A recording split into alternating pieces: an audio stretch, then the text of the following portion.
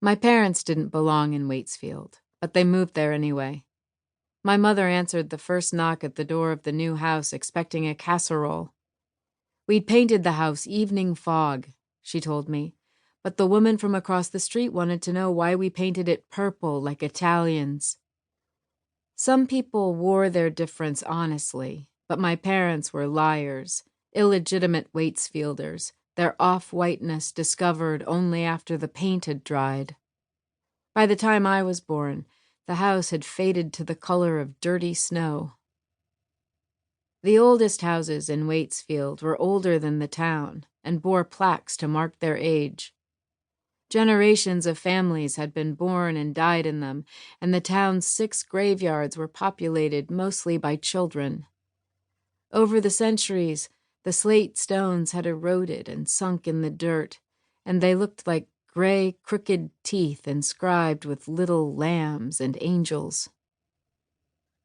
On the way to school, I walked past a 300-year-old mustard-yellow salt box that my mother admired for its leaded glass windows and historically correct paint color. It probably had all the right antique fixtures inside, big sooty hearths and Indian shutters, visible proof of connection to the first, best people.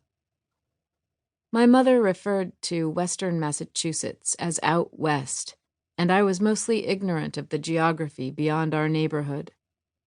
3/4 of the town stayed unknown to me, and that mystery drummed up a sense of scale.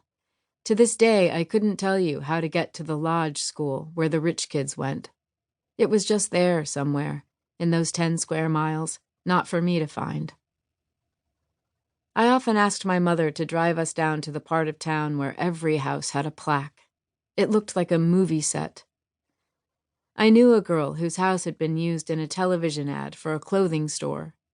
The ad was shot in the spring, and the crew had sprayed the lawn and the windowsills with sticky, fake snow. At home, my mother cut out wedding announcements from the Courier, the only paper in town. Maybe the groom was a Cabot, and the bride was an Emerson, and they sat on the boards of libraries and museums.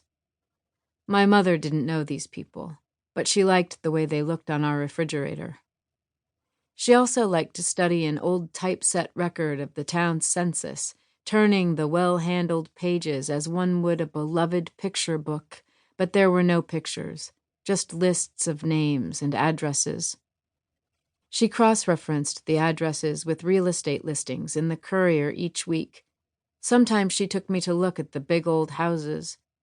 I never saw any people, just the houses. Big Georgian colonials with widows' walks and little gabled windows like third eyes opening.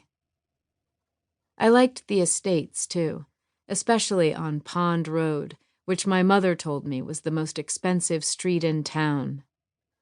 Pond was a dead end, so it took some persuading to get my mother to drive the length of it and turn the car around. But when I reminded her that we'd never seen another soul walking or even driving around there, she could be tempted. Those houses weren't old. They were just enormous and ornate, with statuary and foreign-made cars. A couple of them were always under construction and hidden under blue tarps. I recognized the difference between the houses that were the oldest and those that were merely the most expensive. I liked the old houses, and I swooned over the girls and boys at school with names like Verity and Cornelius. I knew that I could never build the kind of relationship with money that the people in those stately, drafty, oldest houses enjoyed. I didn't even bother trying to infiltrate them. I worshipped them from a distance.